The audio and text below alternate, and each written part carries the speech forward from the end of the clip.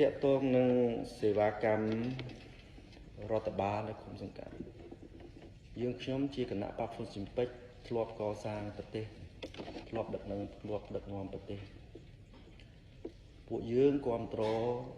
nơi nị dụ bài cà phê sụp hề đặc biệt nị dụ bàiในประเทศกัมพูชีប៉ុន្តែខ្ញុំមើលឃើញរូបភាពមួយមន្ត្រីដែលមានឱកាសធ្វើមេឃុំឬជំទប់តាមរយៈគណៈបកវាមិនមែនជារឿងធម្មតាទេហើយđâyបានលោកមិនលំពេញការងារខ្ញុំនិយាយមកចំនួនមិនចោលទាំងអស់ខ្ញុំឧទាហរណ៍មួយនៅមូលដ្ឋានចៅរបស់លោកតាមួយគាត់ត្រូវធ្វើសបុតបញ្ជាអាកប្បកិរិយាហើយគាត់មានពេលសុំច្បាប់តែមួយថ្ងៃទេចេញពីពលានស្រាប់តែលោកតានោះគាត់កាន់និន្នាការមួយដែលមន្ត្រីជារដ្ឋបាលនោះគាត់មិនសប្បាយចិត្តទៅធ្វើទុកបុកម្នេញគ្នាមិនធ្វើឲ្យរហូតដល់យកกระดาษខុសមកឲ្យគ្នាបំពេញឲ្យត្រូវហើយសូម្បីតែមេភូមិនៅខ្លួនឯងស្នាក់នៅហ្នឹងក៏គាត់មិនធ្វើការបញ្ជាក់ឲ្យដែររហូតដល់មានការអន្តរាគមន៍ពីមេភូមិនៅភូមិមួយទៀតមកនិយាយមួយគាត់បានគាត់ធ្វើឲ្យកន្លែងនេះខ្ញុំគិតថារឿងរដ្ឋបាលសាធារណៈយើងមិនគួរធ្វើចឹងទេសូមរដ្ឋាភិបាលពិនិត្យនិងលំអិតកិច្ចការងារនេះឡើងវិញហើយតាក់ទងទៅនឹង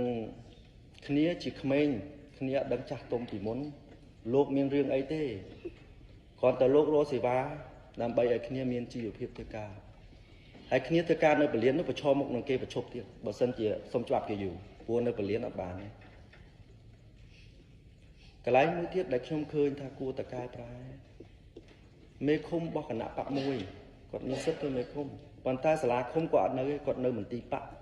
ប្រហែលជា200ម៉ែត្រពីគាត់មានផលលំបាកសម្រាប់ប្រជាពលរដ្ឋណាស់ត្រូវទៅជួបមេឃុំនៅមន្ទីរបកហើយត្រូវទៅបោះត្រានៅស្មៀនប្រជាពលរដ្ឋជួនកាលត្រូវធ្វើការងារមួយគាត់មកឯកសារមួយត្រូវការ4-10បកបានធ្វើទៅចឹងកន្លែងនេះខ្ញុំសូមឲ្យប្រមុខរដ្ឋាភិបាលពិនិត្យមើលហើយខ្ញុំគិតថា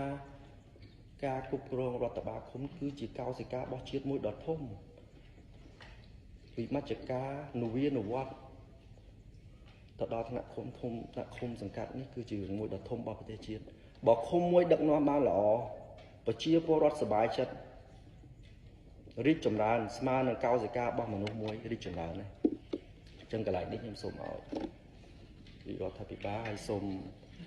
ឯកឧត្តមលោកជំទាវទាំងអស់បើសិនជាខុសឆ្គងសូមអធិស្ឋានខ្ញុំព្រោះខ្ញុំឃើញកន្លែងណាចឹងបានខ្ញុំ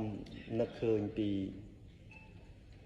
ពាក្យសម្ដីរបស់ប្រមុខរដ្ឋាភិបាលមួយមានទួនាទី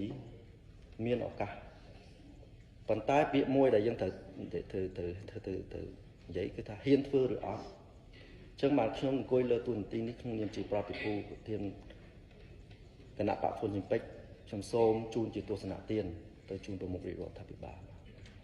សូមអរគុណដល់លោកជំទាវជូនពរឲ្យមានអាយុវណ្ណៈសុខៈពលៈកុំឲ្យគ្មានឡាសូមអរគុណ